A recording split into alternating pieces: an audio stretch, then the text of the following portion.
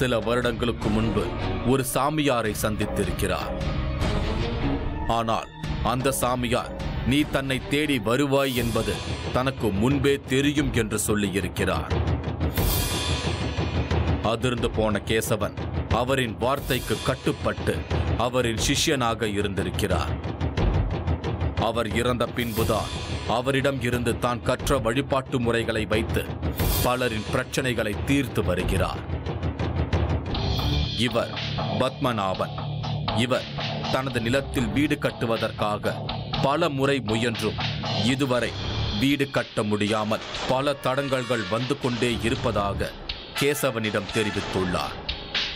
கேசவன் அந்த நிலத்தில் கெட்ட சக்திகளின் ஆதிக்கம் இருப்பதாகவும் அதனால்தான் வீடு கட்டுவதற்கு தடை வந்ததாகவும் தெரிவித்துள்ளார். நான் 1977 இந்த பிளாட் வாங்கியிருந்தேன். அந்த பேஸ் லே அவுட் பண்ணுறப்போ வாங்கி வச்சேன். நான் வந்து ரயில்வேல அப்போ சர்வீஸ் பண்ணிக்கிருந்தேன். South Eastern Railway Kharagpur West பெங்காலில் சர்வீஸ் பண்ணிக்கிருந்தேன்.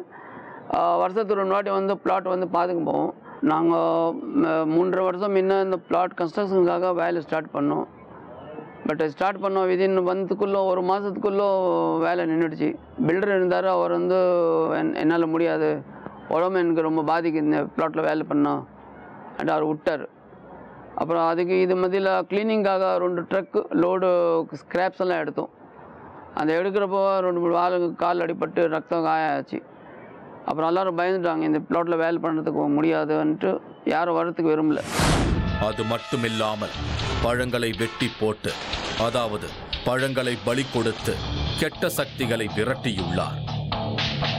தற்போதுதான் வீடு கட்டுவதற்கான சூழ்நிலைகள் சரியாக அமைவதாக சந்தோஷப்படுகிறார் பத்மநாபன். சுவாமிஜி வந்து அந்த லாஸ்ட் சதுர்புஜ பூஜை பண்ணி விட்டார்.